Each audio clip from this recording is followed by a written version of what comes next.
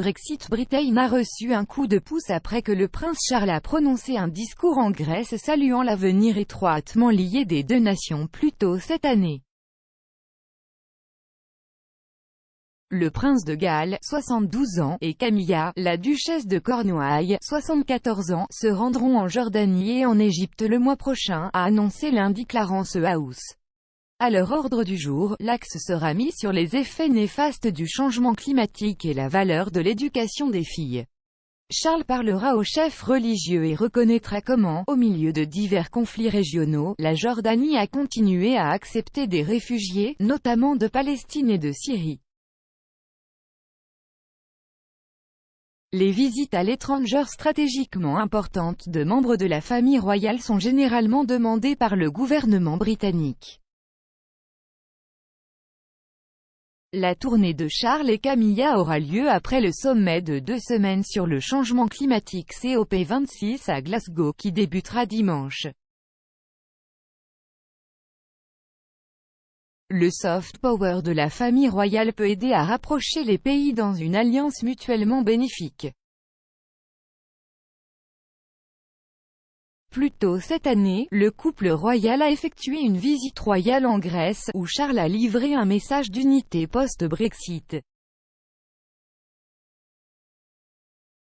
Le voyage dans la nation hellénique en mars s'est déroulé dans un contexte de Remainer affirmant que la Grande-Bretagne pourrait perdre de sa pertinence après son retrait de l'UE.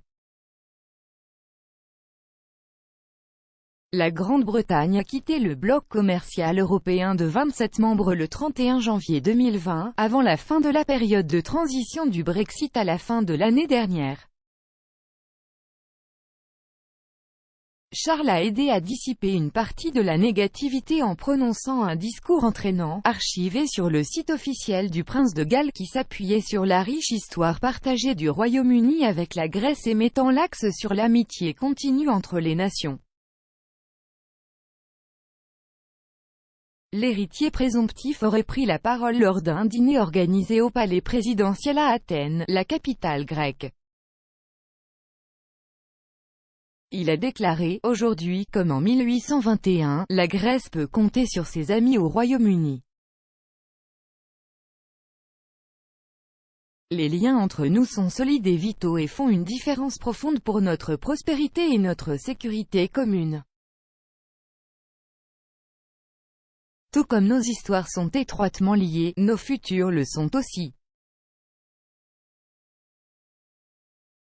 S'inspirant d'un célèbre poète grec, Charles a ajouté, dans cet esprit, demain, debout à nouveau à vos côtés, vos amis britanniques seront très fiers de l'exhortation entraînante de Dionysios Solomos, salut, ô salut liberté. Vive la Grèce! En plus de s'inspirer de la littérature grecque, Charles a également souligné ses propres liens personnels et ceux de la famille royale avec la Grèce.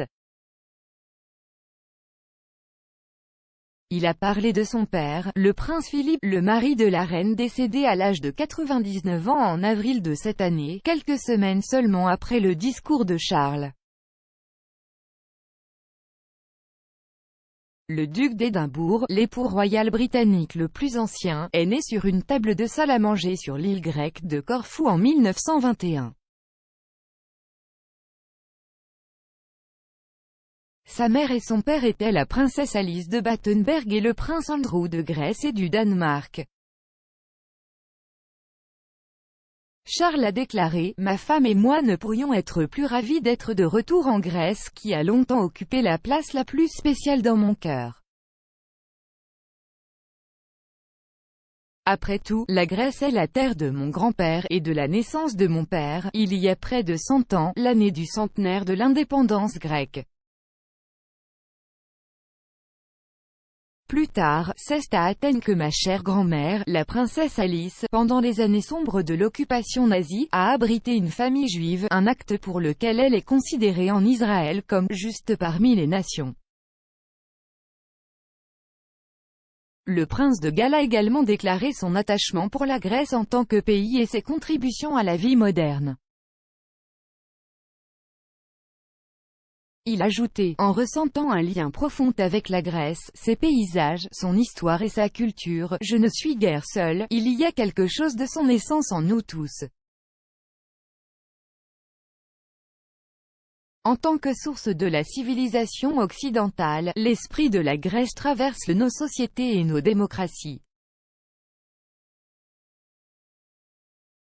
Sans elle, nos lois, notre art, notre mode de vie n'auraient jamais prospéré comme ils l'ont fait.